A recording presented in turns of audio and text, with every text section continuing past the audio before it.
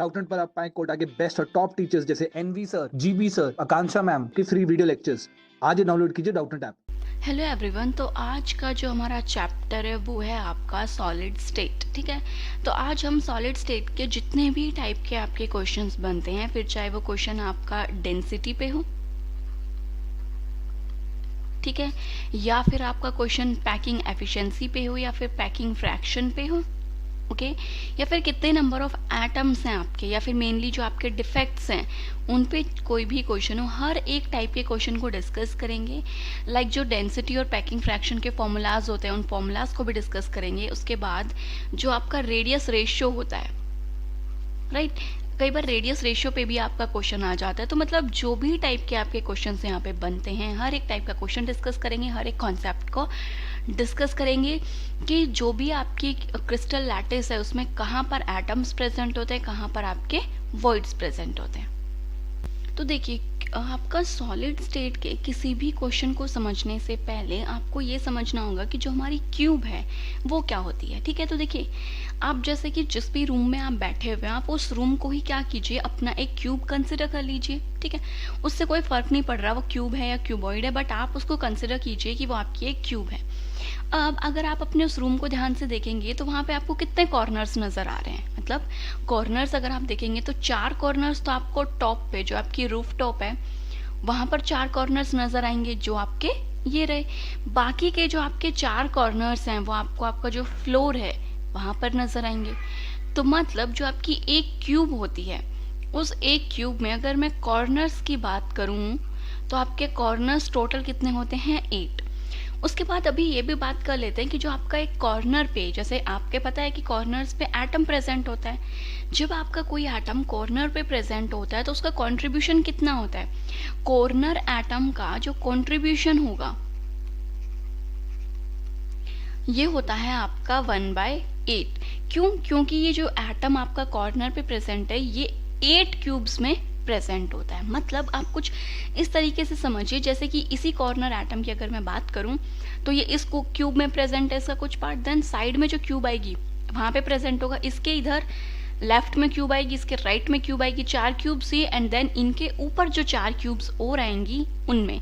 तो इस तरीके से 8 क्यूब्स में ये एक ही एटम प्रेजेंट होता है। तो एक क्यूब में उसका कितना कॉन्ट्रीब्यूशन होगा, टोटल 1/8। ओके, तो ये तो थी कॉर्नर्स की बात। उसके बाद अगर आपका कोई भी एटम बॉडी सेंटर में प्रेजेंट होता है, मतलब क्यूब के बिल्कुल सेंटर में प्रेजेंट है, लाइक इस टाइप से, तो ये आपका एक सेंटर में एटम प्रेजेंट है। अब सेंटर में जो एटम प्रेजेंट है वो तो पूरा ही एक क्यूब के अंदर है, तो उसका कंट्रीब्यूशन हमेशा हम 1 कंसिडर करते हैं। इसके अलावा अगर आपके एटम्स फेस पे प्रेजेंट है, मतलब कि फेस से मतलब मैं कहूँगी जितनी साइड्स आपको दिख रही हैं, तो देखिए एक रूम में आपको 4 दीवारें दिख रही हैं, देन एक आपके टेरेस और एक आपका फ्लोर दिख रहा है, तो मतलब 4 दीवारें तो ये हो गई आपकी 1 2 3, एंड देन ये फ्रंट में 4 और एक ऊपर 5 और एक ही नीचे वाला बॉटम 6। तो ये क्या हो गई आपके 6। इन 6 को क्या बोलते हैं हम, फेसेस, कि एक क्यूब में 6 फेसेस होते हैं। और अगर फेस में एटम की अगर आप बात करो, मान लो एटम मतलब आपका एक स्फेरिकल शेप का होता है, तो जब आप एक दीवार के बीच में एक स्फेरिकल को देंगे तो आपको कैसे नजर आएगा, एक आप जिधर बैठे हो आपको दीवार के उधर ही नजर आएगा, और एक उसके बिल्कुल पीछे की तरफ, मतलब अगर आपका साइड में कोई दूसरा रूम होगा तो उसका हाफ एटम का पार्ट आपको वहां पर नजर आएगा। मतलब फेस पे जो आपका एटम होता है उसका जो कंट्रीब्यूशन है वो होता है आपका 1/2। एक क्यूब में हाफ होता है और हाफ कंट्रीब्यूशन उसके साइड वाली क्यूब में जाता है। देन उसके बाद हम बात कर लेते हैं इसके एजेस की, कि आपके एजेस पे भी एटम्स प्रेजेंट होते हैं। एज का मतलब है जैसे ये आपकी पूरी एक साइड है, राइट, तो इस साइड के यहाँ सेंटर पे जो एटम्स प्रेजेंट होते हैं वो उनको बोलते हैं कि वो आपके एजेस पे प्रेजेंट हैं। तो 4 एजेस ये हो गई। इसी तरीके से 4 एज आपकी नीचे आएंगी 8, और ये 4 आपकी इस टाइप से खड़े में है। तो टोटल 12 क्या है, एजेस हैं। और एजेस पे जो आपके एटम्स प्रेजेंट होते हैं उनका कंट्रीब्यूशन कितना होता है आपका 1/4 कंट्रीब्यूशन होता है। ठीक है, तो ये तो थी इनकी बात। अब हम बात करते हैं आपके रेडियस के बारे में, कि जो आपका क्यूब है उसका रेडियस क्या होगा। चलिए, ये तो मैंने पूरा ही दोबारा से दोबारा नया क्यूब बना लेते हैं। तो अब हम इनके जो रेडियस का कंट्रीब्यूशन है उस चीज़ को देखते हैं कि जो आपका क्यूब है उनका रेडियस में क्या रिलेशन होता है एंड आपका जो एज लेंथ है उसमें क्या रिलेशन होता है। ठीक है, तो ये बन गई हमारी क्यूब। तो देखिए अगर मैं सिंपल एक क्यूब को कंसिडर करती हूँ, सिंपल देखिए क्यूब हम मेनली 3 टाइप की पढ़ते हैं। एक होती है आपकी सिंपल क्यूब, एक होती है आपकी बीसीसी बॉडी और एक होती है आपकी एफसीसी। सिंपल क्यूब की अगर मैं बात करूं तो इसमें आपके एटम्स सिर्फ कॉर्नर्स पे प्रेजेंट होते हैं। कहाँ होते हैं? कॉर्नर्स पे। बीसीसी की बात की जाए तो बीसीसी में आपके atoms corner plus body centre मतलब से बिल्कुल इसके बीच में होते हैं, मतलब कि यहाँ पे कहीं पे प्रेजेंट होता है एक सेंटर में। फेस सेंटर की बात की जाए तो इसमें आपके होते हैं कॉर्नर्स पे प्लस फेसेस पे। तो अगर इनमें मैं एटम्स निकाल लूं तो देखिए कॉर्नर्स कितने होते हैं आपके 8, मतलब कि जो आपका सिंपल क्यूबिक है इसमें कॉर्नर्स पे एटम प्रेजेंट है, तो ये हो जाएगा आपका 8 कॉर्नर्स और उस पे कंट्रीब्यूशन कितना होता है 1/8। तो मतलब सिंपल क्यूबिक में टोटल आपका 1 एटम प्रेजेंट होता है, मतलब पूरा जो एटम मतलब सबका कंट्रीब्यूशन लगा के वो एक ही एटम कंसिडर होगा। बीसीसी में अगर मैं बात करूं तो देखिए कॉर्नर्स से 1 एटम आ रहा है, ये तो हमें पता चल ही गया, और बॉडी सेंटर तो पूरा ही एक एटम कंसिडर किया जाता है, तो ये 2, क्योंकि बॉडी सेंटर में जो प्रेजेंट है वो पूरा इसी क्यूब के अंदर प्रेजेंट होगा, किसी दूसरे क्यूब से कंट्रीब्यूशन नहीं देता। एफसीसी की बात करूं तो कॉर्नर पे प्रेजेंट होता है 1 प्लस फेस पे प्रेजेंट होता है, तो फेसेस कितने थे हमारे 6 और उनका कंट्रीब्यूशन था 1/2, तो ये हो गया 4। देखिए कई बार आपको एफसीसी लिख के दे देता है, कई बार सीसीपी लिख के दे देता है, दोनों एक ही बात है। एफसीसी में भी 4 ही नंबर ऑफ एटम्स होते हैं और अगर सीसीपी लिखा हुआ है तो उसमें भी नंबर ऑफ एटम्स आपके 4 ही होते हैं। अब इनके रेडियस पे बात करते हैं। सिंपल क्यूबिक में मैंने बोला कि जो आपके कम एटम्स हैं वो कॉर्नर्स पे प्रेजेंट होते हैं, कॉर्नर्स पे। तो देखिए 2 कॉर्नर्स कंसिडर कर लीजिए, कोई भी एक ये कॉर्नर कंसिडर किया मैंने, एक ये कॉर्नर कंसिडर किया। अब देखिए मैं तो एटम्स आपके कुछ इस टाइप से बना रही हूँ, बट एक्चुअल में जब आपके एटम्स प्रेजेंट होते हैं तो ये जो पूरा एक एटम है ये कम से कम इसका हाफ पार्ट को कंसिडर मतलब पूरा हाफ पार्ट ले लेता है, और जो ये एटम होगा ये इसका कहीं इस टाइप से मतलब इस टाइप से आपके एटम्स एक्चुअल में प्रेजेंट होते हैं, जो कि इतने बड़े एटम्स हम अभी यहाँ पे एग्जैक्ट बना नहीं पा रहे हैं। तो इस टाइप से आपके एटम्स होते हैं। अगर मैं ब्लैक वाले पार्ट को हटा दूं तो ये आपके एटम्स प्रेजेंट होते हैं 2 कॉर्नर्स पे, ये आपके 2 कॉर्नर्स के एटम प्रेजेंट है। ठीक है, तो देखिए आपको पता है कि जो क्यूब है आपकी इसका ये पूरा जो डिस्टेंस है इसको एज लेंथ बोलते हैं, और इसको हमने ए कंसिडर कर लिया। तो मुझे इस एज लेंथ और जो आपका ये स्फीयर का रेडियस है इनके बीच में रिलेशन निकालना है। तो देखिए आपका जो एक स्फीयर है उसका रेडियस क्या है r, तो मतलब ये जो डिस्टेंस है, क्योंकि ये मैंने इसको सेंटर माना है, स्फीयर का ये सेंटर है, तो यहाँ से डिस्टेंस आपका r। सिमिलरली इस स्फीयर से सेंटर से ये डिस्टेंस भी क्या हो गया आपका r। तो ये कंप्लीट आपकी एज लेंथ थी, उसका हाफ पार्ट है जो 2r में डिवाइडेड है। तो जो आपका सिंपल क्यूब होता है ये होता है a = 2r। ओके, देन मैं बात करती हूँ बीसीसी की। तो देखिए बीसीसी में क्या होता है, 2 एटम्स तो आपके कॉर्नर्स पे प्रेजेंट होते हैं इसी तरीके से, एंड एक आपका यहाँ पे सेंटर में प्रेजेंट होता है। तो आप इसको कुछ इस टाइप से मानिए, ये इधर प्रेजेंट है, देन आपका यहाँ पे एक एटम जो है वो आपका इस टाइप से सेंटर में प्रेजेंट होगा और एक एटम आपका इस कॉर्नर पे प्रेजेंट होगा। मतलब इस टाइप से आपके जो 3 एटम्स हैं वो क्या होते हैं प्रेजेंट होते हैं। चलिए इसको भी मैं ऐसे गोल करके बनाती हूँ। ठीक है, इस टाइप से एटम्स आपके क्या है प्रेजेंट। अब बीसीसी बॉडी सेंटर, तो यहाँ पे जो आपका डायगोनल है उसकी फॉर्मेशन होती है। और आपका डायगोनल कैसे बनेगा, मतलब ये जो कॉर्नर है और ये कॉर्नर डायगोनल्स होंगे एक दूसरे के, तो ये दोनों जाकर के क्या होंगे यहाँ पे ज्वाइन हो जाएंगे। तो जो ये ब्लू लाइन से जो मैंने ड्रॉ किया है ये क्या है आपका एक बॉडी डायगोनल है। ठीक है, और आपको पता है बॉडी डायगोनल का जो डिस्टेंस होता है ये होता है आपका √3a। एज लेंथ के कंपैरिजन में कंपेयर में किया हमने √3a, और इसी बॉडी डायगोनल पे अगर आप रेडियस देखोगे तो देखिए एक r ये आ गया, एक r इससे आ गया, और ये तो पूरा ही एटम किस पे आ रहा है, इसी बॉडी डायगोनल पे आ रहा है। तो मतलब अगर इसका ये सेंटर कंसिडर कर रहे हो तो r यहाँ पर और r यहाँ पे, तो टोटल कितना आ रहा है आपका यहाँ पे 4r। तो जो आपका बॉडी सेंटर्ड होता है ये क्या होता है आपका 4r is equals to √3a। ठीक है, इसके बाद हम बात करते हैं फेस सेंटर्ड की। तो देखिए, अगर आप फेस सेंटर्ड की बात करेंगे तो अभी जो आपके सर्कल्स हैं मैं इनको रिमूव कर देती हूँ ताकि आपको इजीली समझ में आ जाए। फेस सेंटर्ड का मतलब है हम सिर्फ इस एक फेस को कंसिडर करेंगे, राइट। तो अगर मैं यहाँ पे सबसे पहले फेस सेंटर को ड्रॉ कर दूं तो ये होगा आपका एक फेस डायगोनल। ठीक है, इसको हमने क्या बोला, ये जो ग्रीन से मैंने बनाया ये है आपका एक फेस डायगोनल। और आपको पता है कि फेस डायगोनल का डिस्टेंस होता है √2a। कितना होता है, √2a। और इस पे भी आपके 4 एटम्स होंगे बिकॉज एक आपका यहाँ कॉर्नर पे आएंगे और एक आइटम आपका यहाँ पे फेस पे आएगा, तो मतलब R R R R। तो ये भी कितना है, 4R। तो देखिए यहाँ पर हमने एटम्स का कंट्रीब्यूशन, किसमें कितने नंबर ऑफ एटम्स होते हैं और किस क्रिस्टल लैटिस के रेडियस और एज लेंथ में क्या रिलेशन होता है, वो सब हमने देख लिया।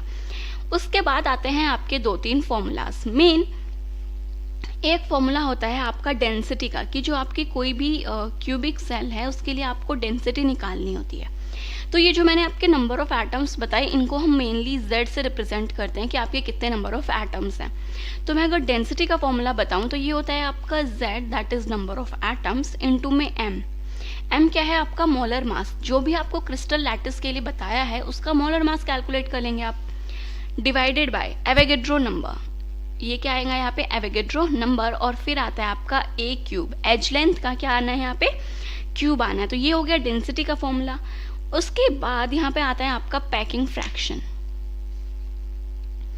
क्या आ गया आपका, पैकिंग फ्रैक्शन। तो देखिए पैकिंग फ्रैक्शन क्या है कि क्यूब में जितना भी स्पेस है उसमें से कितना स्पेस आपके एटम्स ने ऑक्यूपाई किया हुआ है। आपके एटम्स की जो शेप है वो क्या होती है, स्फेरिकल। तो स्फीयर की अगर मैं वॉल्यूम की बात करूं तो वो क्या होती है आपकी 4/3 पाई आर क्यूब। तो मतलब 4/3 pi R cube. But packing fraction में हम नंबर ऑफ एटम्स भी तो कंसिडर करेंगे ना, कि वहां पे कितने नंबर ऑफ एटम्स आपके प्रेजेंट हैं। तो उसके लिए आएगा आपका Z, okay. And divided by total volume कितनी होगी, टोटल वॉल्यूम तो आपकी A क्यूब हो जाएगी। तो ये होता है आपका पैकिंग फ्रैक्शन का फॉर्मूला। और अगर आपसे एफिशिएंसी पूछ ले, क्योंकि फ्रैक्शन तो आपका 1 से कम आएगा, एफिशिएंसी की बात करें तो आप इसको क्या कर देंगे, 100 से यहाँ पे मल्टीप्लाई कर देंगे। ठीक है, उसके बाद इजी होता है कई बार कि हम, क्योंकि अगर पेपर में आपका क्वेश्चन आएगा तो वो आपसे ये थोड़ी ना पूछेगा पैकिंग फ्रैक्शन का पूरा फॉर्मूला लिखना है, वो तो आपको ऑप्शंस दे देगा, पूछ लेगा कि जो आपका BCC है इसका पैकिंग फ्रैक्शन कितना होता है। तो आप इन चीज़ों को, या पैकिंग एफिशिएंसी कितनी होती है, तो आप इसको सिंपली याद भी रख सकते हो। ठीक है, तो देखिए जो आपका BCC है इसके लिए एफिशिएंसी बता रही हूँ मैं 68%। फ्रैक्शन की बात करेंगे तो ये सिंपली 0.8 हो जाएगा। इसी तरीके से अगर FCC की बात करूं तो ये होता है आपका 74%। और सिंपल क्यूबिक की बात करूं तो ये होता है आपका 52%। तो सबसे ज़्यादा एटम्स या फिर सबसे ज़्यादा स्पेस जो ऑक्यूपाई करता है वो आपका FCC होता है, या फिर कहूँ सबसे कम एम्प्टी स्पेस, खाली स्पेस किसमें है, आपका FCC में होता है। ठीक है, उसके बाद आपका जो रेडियस रेशियो रूल है वो भी आपको पता होना चाहिए कि किस रेंज तक आपका कौन सा एटम वहाँ पर प्रेजेंट होता है। तो एक बार वो भी डिस्कस कर देते हैं। तो देखिए जो मेनली आपको जो 2-3 चीज़ें ही आपको यहाँ पे मेन पता होना चाहिए। एक कि आपका 0.225 से 0.414 तक जब होता है तो उस रेशियो में जो आपका कोऑर्डिनेशन नंबर है वो कितना होता है, 4। और यहाँ पे आपका टेट्राहेड्रल बनता है। ठीक है, अगर 0.414 से 0.732 तक अगर आप चले जाते हो तो कोऑर्डिनेशन नंबर 6 होता है, यहाँ पे क्या होगा, ऑक्टाहेड्रल। देन 0.732 से 1 आपका आता है 8, जो कि क्या होता है आपका क्यूबिक। ठीक है, इससे पहले की अगर मैं बात करूं 0.225 से, तो आप इसको कंसिडर करेंगे कि 0.155 से 0.225 यहाँ कोऑर्डिनेशन नंबर आपका 3 हो जाता है, जिसमें आपका ट्रायगोनल प्लेनर मिलेगा। तो ये सारी जो आपका इंट्रोडक्शन था वो हम सब ने डिस्कस कर लिया। उसके बाद आपके डिफेक्ट्स आ जाते हैं। अब क्या बच गए आपके डिफेक्ट्स, तो आपके स्टोक्योमेट्रिक और नॉन स्टोक्योमेट्रिक डिफेक्ट्स होते हैं। स्टोक्योमेट्रिक डिफेक्ट्स का मतलब जिनमें आपकी स्टोक्योमेट्री फिक्स होती है, जैसे कि आपका NaCl है, राइट। इसमें आपका पता है कि Na का 1 एटम है और Cl का भी आपका 1 एटम है, राइट। तो यहाँ पर आपकी स्टोइकियोमेट्री क्या है, फिक्स। बट अगर मैं कुछ इस टाइप से लिख दूँ कि Fe 0.98O है, तो यहाँ पे जो आपका आयरन है उसकी एक स्टोइकियोमेट्रिक मतलब जो आपका फिक्स नहीं होती। तो इस टाइप के जो आपके कंपाउंड्स हो जाते हैं इनको हम नॉन स्टोइकियोमेट्रिक मेटल डिफेक्ट बोल देते हैं, ठीक है। देन आपका जो मेन जो डिफेक्ट्स आते हैं, 2 ही डिफेक्ट्स की हम बात करते हैं। एक होता है आपका फ्रैंकल, एक होता है आपका शॉटकी डिफेक्ट। अब बहुत सारे बच्चों को ये याद नहीं रहता कि कौन से डिफेक्ट में आपके एटम्स लैटिस से बाहर चले जाते हैं और कौन से डिफेक्ट में आपके एटम्स सिर्फ लैटिस में ही अपना जो स्पेस है उसको चेंज करते हैं। तो देखिए, नाम समझने की कोशिश कीजिएगा। शॉटकी, जो बच्चे क्रिकेट खेलते हैं वो इस चीज़ को बहुत अच्छे से समझ जाएंगे। शॉटकी, शॉट मतलब क्या कर रहे हैं, हम किसी चीज़ को मार रहे हैं। लाइक बॉल आ रही है, आपने उसको बैट से हिट किया, आपने एक शॉट मारा, तो बॉल क्या कर जाती है, ग्राउंड जो होता है उससे बाहर ही निकल जाती है। तो वही है आपका शॉट की डिफेक्ट कि हमने बॉल आई, हमने उसको बहुत तेज छक्का मारा, ग्राउंड से बॉल बाहर। मतलब ये मान लो, ये याद करो कि शॉट मतलब आपके जो आयंस हैं ये क्या चली जाती हैं, आपकी क्रिस्टल से बाहर चली जाती हैं, ठीक है। आप बोल सकते हो missing, missing from there lattice, lattice से ही निकल गई, लैटिस में है ही नहीं, ठीक है। जबकि जो आपकी फ्रैंकल डिफेक्ट्स होते हैं इनमें क्या होता है, वो सिर्फ इंटरस्टिशियल साइट्स को ऑक्यूपाई करती हैं, ऑक्यूपाइज इंटरस्टिशियल साइट्स, मतलब जो वो पहले जिस स्पेस में प्रेजेंट थी उसको छोड़ करके, जैसे इस टाइप से आपके लैटिस में एटम्स प्रेजेंट होते हैं, राइट। देखिए, ये वाला जो आपका गैप होता है ना, जो ये बीच में आपको गैप दिख रहे हैं, इनको हम बोलते हैं इंटरस्टिशियल साइट्स। तो आपका यहाँ से एटम हट करके क्या आ जाता है, इन साइट्स में ऑक्यूपाई कर लेता है। तो ये बोलते हैं हम फ्रैंकल डिफेक्ट को। और डेंसिटी की बात करें तो देखिए, क्योंकि यहाँ पे आयंस मिस हो गई, मतलब आयंस चली गई, तो डेंसिटी आपकी यहाँ पे क्या होनी चाहिए, डिक्रीज होनी चाहिए। सिंपल, डेंसिटी क्या होगी आपकी, डिक्रीज होगी। यहाँ पर आपकी आयंस कहीं भी नहीं गई, सिर्फ उन्होंने अपनी जगह को चेंज किया है। तो इस केस में आपकी जो डेंसिटी है वो क्या रहेगी, सेम, क्योंकि वहाँ पे तो आपके नंबर ऑफ एटम्स क्या कर गए थे, डिक्रीज कर गए थे। दूसरा जो आपका फ्रैंकल डिफेक्ट होता है, यहाँ पे जो आपका कैटायन और एनायन का साइज है उसमें डिफरेंस होना चाहिए, मतलब काफ़ी बड़ा डिफरेंस होना चाहिए। क्योंकि आपको पता है कि जो इंटरस्टिशियल साइट है वो आपकी क्या बनती है, एक बहुत छोटी सी बनती है, तो कोई छोटा एटम ही इसमें ऑक्यूपाई हो सकता है। तो इसलिए आपके कैटायन और एनायन के साइज में जो बहुत ज़्यादा डिफरेंस होगा, तो या तो कैटायन या फिर एनायन में से एक इस साइट पर आकर के ऑक्यूपाई कर लेगी, ठीक है। तो ये तो हमने चैप्टर का पूरा एक ब्रीफ ले लिया। अब हम इसके कुछ क्वेश्चंस करना स्टार्ट कर। अब देखिए, जैसे कि ये आपका एक क्वेश्चन है जिसमें कह रहा है कि जो आपका लिथियम है ये क्या बना रहा है, BCC स्ट्रक्चर बना रहा है, और हमें इसकी डेंसिटी दे रखी है 530 किलोग्राम मीटर पर क्यूब, एंड इसका जो एटॉमिक मास है वो है 6.94 ग्राम मोल इनवर्स। तो आपको क्या करना है, एज लेंथ कैलकुलेट करना है इस यूनिट सेल लिथियम मेटल का। तो देखिए, सबसे पहले डेंसिटी हमें बता रखी है, तो अगर मैं डेंसिटी के फॉर्मूले की ही यहाँ पे बात करूँ तो डेंसिटी का फॉर्मूला होता है आपका Z into M upon Na, Avogadro number, into में क्या है आपका A क्यूब, ठीक है। अब इस क्वेश्चन में हमें निकालना क्या है, एज लेंथ, मतलब आपको जो A है उसको तो कैलकुलेट ही करना है। तो A हमें कैलकुलेट करना है। M की अगर मैं बात करूँ तो M आपको दे रखा है यहाँ पे 6.94 ग्राम, तो M कितना दे रखा है आपको, 6.94 ग्राम मोल इनवर्स। उसके बाद Z क्या होता है, आपके नंबर ऑफ एटम्स, जो कि हमें कैलकुलेट करने पड़ेंगे। लैटिस कौन सी है आपकी, BCC, और आपको पता है BCC जो स्ट्रक्चर होती है इसमें हमारे atoms corners plus body centre में प्रेजेंट होते हैं, ये तो मैंने अभी आपको बताया। और इसमें कितने एटम्स होते हैं आपके, 2। कैसे, बॉडी सेंटर पूरा 1 कंट्रीब्यूट करता है और कॉर्नर पे 8 एटम्स होते हैं जिनका कंट्रीब्यूशन 1/8 होता है। तो यहाँ से Z आपके नंबर ऑफ एटम्स कितने आ गए, 2 आ गए। एवोगैड्रो नंबर की अगर मैं बात करूँ तो वो तो सबको ही पता है कि जो आपका एवोगैड्रो नंबर है that is 6.02 into 10⁻23 mole inverse, ये आपका एवोगैड्रो नंबर है। डेंसिटी हमें दे रखी है 530 किलोग्राम मीटर पर क्यूब। तो चलिए सबसे पहले हम यहाँ से क्या करते हैं कि जो आपका ए है एज लेंथ, उसको क्या करेंगे हम यहाँ पे कैलकुलेट करेंगे। तो देखिए ए जब आप कैलकुलेट करोगे, क्योंकि ये क्या है ए क्यूब है और मुझे ए कैलकुलेट करना है, तो आपका क्यूब रूट में जाएगा, ए इधर आ जाएगा तो आपका फॉर्मूला बचेगा z into M upon N A into density का क्यूब रूट। ये आपका फॉर्मूला बन गया। अब आप सारी वैल्यूज़ को यहाँ पे क्या कर दीजिए, 1 बाय 1 करके पुट कर दीजिए। z है आपका 2, m है आपका 6.94। एवोगैड्रो नंबर की अगर मैं बात करूँ तो आपका एवोगैड्रो नंबर कितना है, 0.23 इंटू 10 टू पावर 23। उसके बाद देखिए जो आपकी डेंसिटी है ये कितनी, 530 किलोग्राम मीटर क्यूब में है। ठीक है, तो हम इसको पहले क्या करते हैं, किलोग्राम को ग्राम में कन्वर्ट कर लेते हैं एंड जो आपका मीटर है इसको हम सेंटीमीटर में कन्वर्ट करते हैं। ठीक है, तो देखिए आपको पहले अगर 530 ग्राम में कन्वर्ट करोगे तो आप इसको क्या करोगे, 1000 से मल्टीप्लाई करोगे। मीटर को सेंटीमीटर में कन्वर्ट करना है तो आप इसको क्या करोगे, 100 से डिवाइड, बट क्या है क्यूब, तो आपको इसका भी क्या करना पड़ेगा यहाँ पे क्यूब।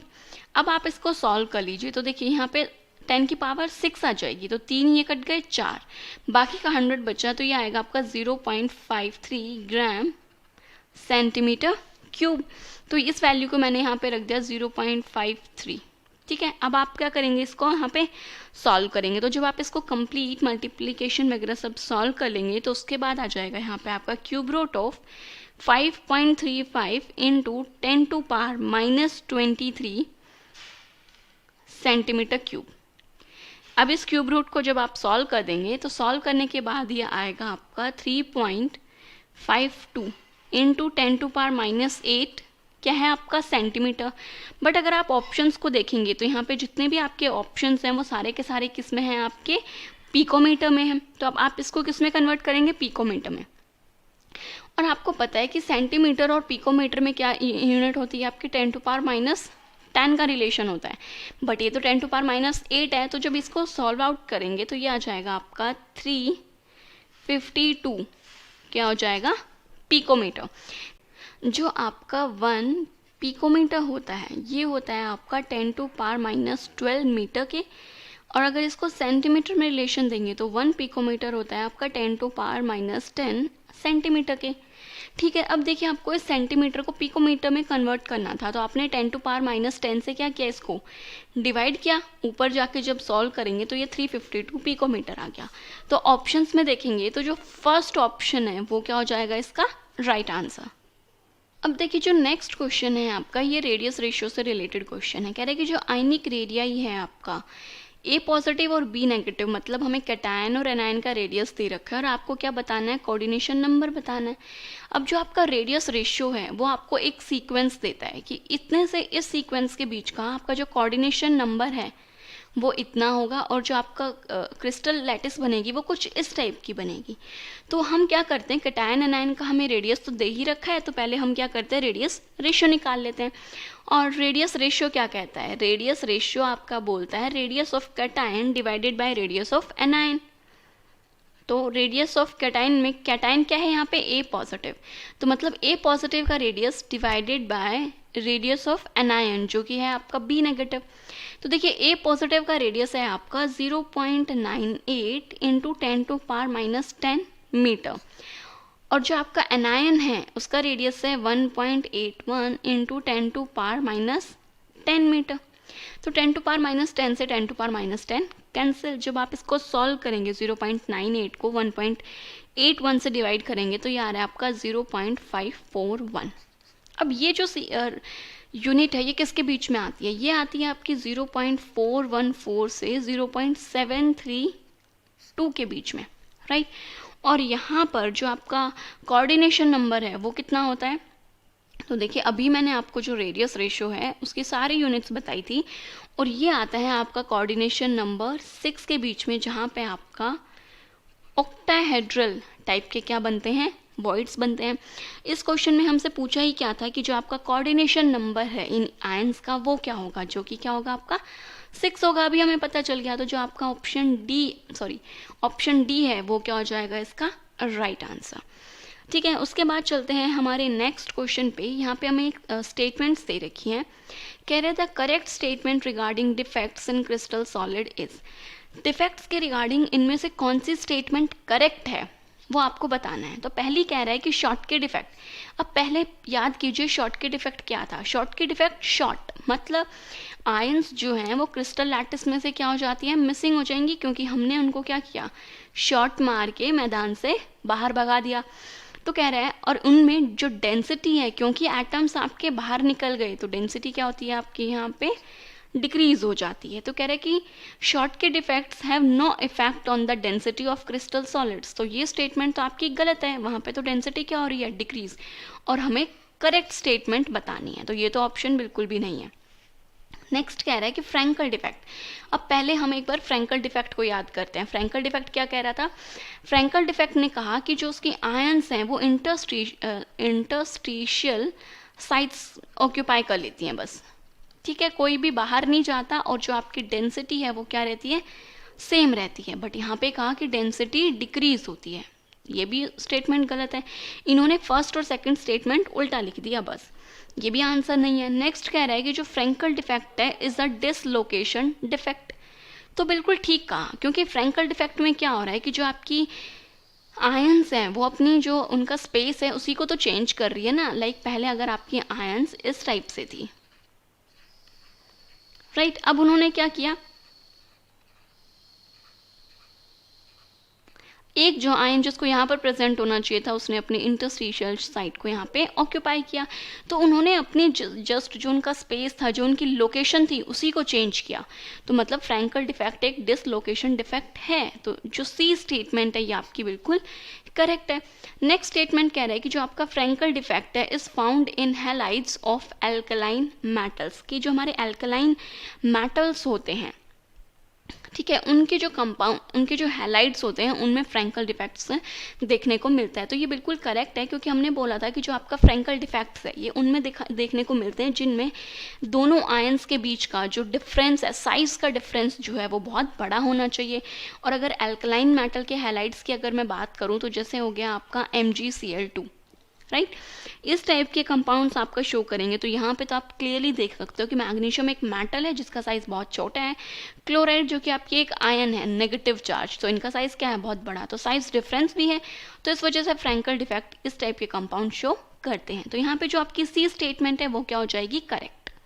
अब देखिए जो नेक्स्ट क्वेश्चन है ये है आपका vacant space in BCC lattice cell is. तो देखिए वैकेंट स्पेस आप कैसे निकाल सकते हैं, पैकिंग फ्रैक्शन या पैकिंग एफिशिएंसी की जो मैंने बात की थी, पैकिंग एफिशिएंसी आपका क्या कहता है, पैकिंग एफिशिएंसी कहता है कि जो क्यूब की आपकी टोटल वॉल्यूम है उसमें से कितना वॉल्यूम आपके एटम्स ने क्या की हुई है, ऑक्यूपाई की हुई है, उसको पैकिंग एफिशिएंसी।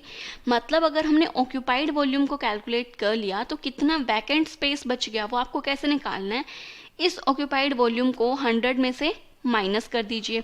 और जो आपकी पैकिंग एफिशिएंसी की वैल्यूज़ हैं वो मैंने आपको सबके लिए बताई थी। तो जो आपका BCC था उसके लिए कितनी थी आपकी 78%, right, sorry not 78, it's 68%, right, 75% तो आपकी FCC के लिए ही थी और सिंपल के लिए अराउंड 52% थी। तो अगर आपको यहाँ पे पता है कि इसकी पैकिंग एफिशिएंसी 68% है तो आप माइनस कर दीजिए 100 में से इसको, तो ये अराउंड आ रहा है आपका 32%। तो आपको आंसर तो पता चल गया कि जो डी ऑप्शन है वो करेक्ट है। बट अगर आपको वैल्यूज़ नहीं याद तो उस केस में आप क्या करेंगे, तो आपको मैंने फॉर्मूला बताया था पैकिंग एफिशिएंसी का। तो पैकिंग एफिशिएंसी का जो फॉर्मूला था वो क्या था, Z into volume of atoms. तो ये तो हो गया नंबर ऑफ एटम, और एक एटम की वॉल्यूम है आपकी 4/3 πr³ और टोटल वॉल्यूम क्या आएगी, क्यूब की वॉल्यूम तो एक क्यूब होती है, राइट। तो यहाँ पर आपको A और R के बीच में क्या निकालना है, अपना रिलेशन पता होना चाहिए। अब A और R का रिलेशन BCC में क्या होता है, आपका बॉडी डायगोनल बनता है, और बॉडी डायगोनल होता है √3A is equals to 4R। तो यहाँ से अगर मैं R कैलकुलेट करूँगी तो ये आ रहा है √3A/4। इस R की वैल्यू को आप यहाँ पे पुट कर दीजिए। और BCC के लिए आपके नंबर ऑफ एटम्स कितने होते हैं, 2, क्योंकि एक बॉडी सेंटर पे प्रेजेंट है और आपके 8 कॉर्नर्स पे प्रेजेंट है। तो ये हो जाएगा आपका 2 × 4/3 इंटू में पाई।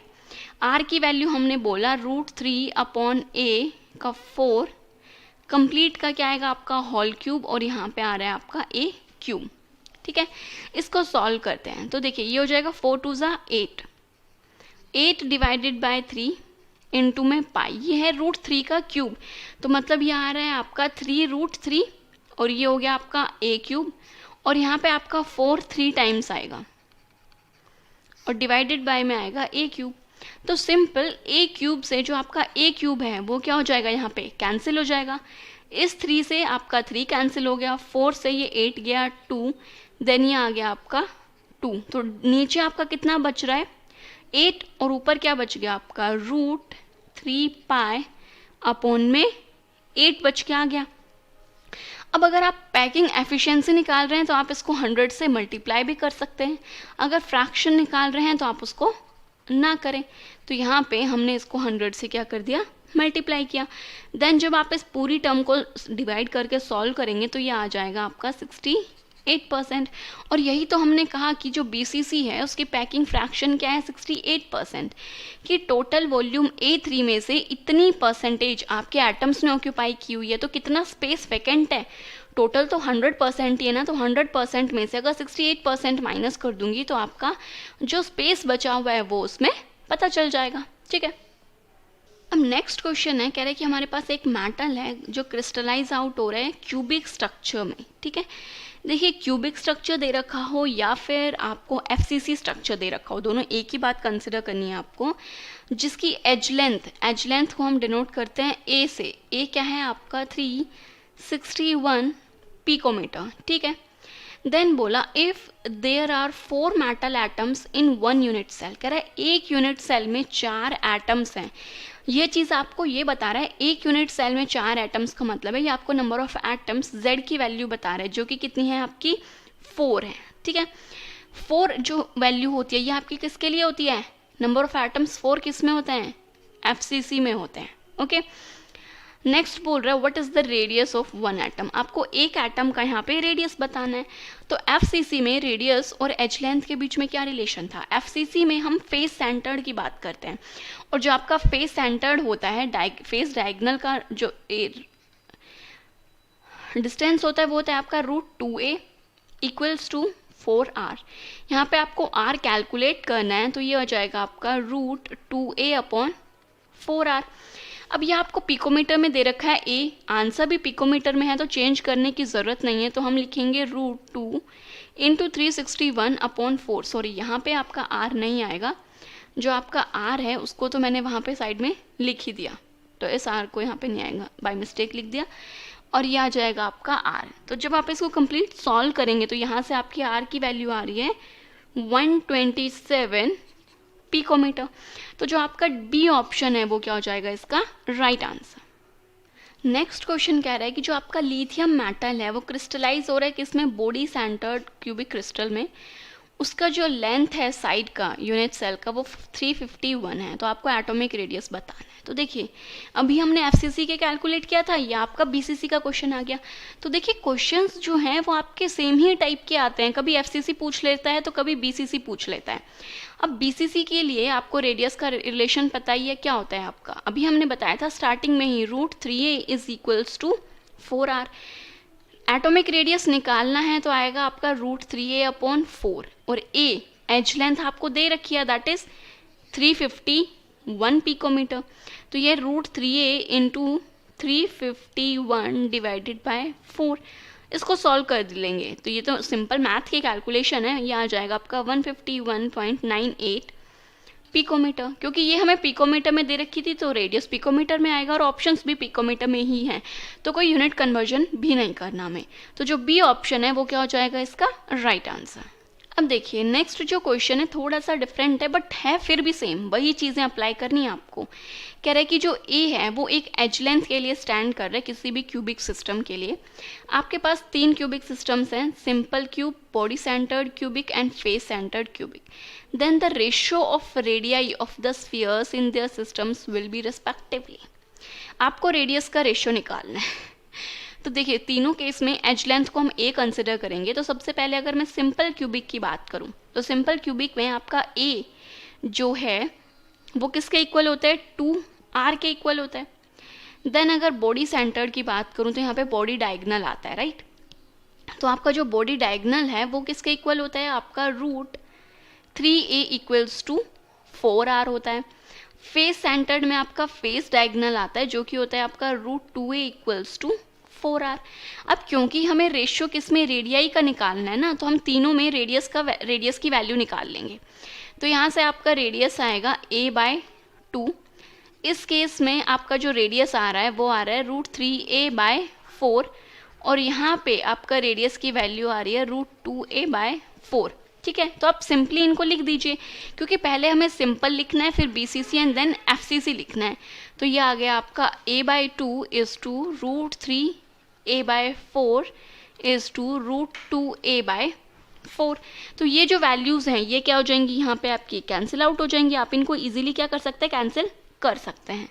ठीक है, तो उसके अलावा एक चीज़ हम और कर सकते हैं, जो ये आपका यहाँ पे रूट 4 नॉट रूट 4, जो 4 है, आप इस 4 को कैसे लिख सकते हैं, 2 इंटू 2 में लिख सकते हैं, 2 2 सा 4, एंड देन इस 2 को आप कैसे लिख सकते हैं, रूट 2 इंटू रूट 2 इंटू 2, ये 4 के बराबर है।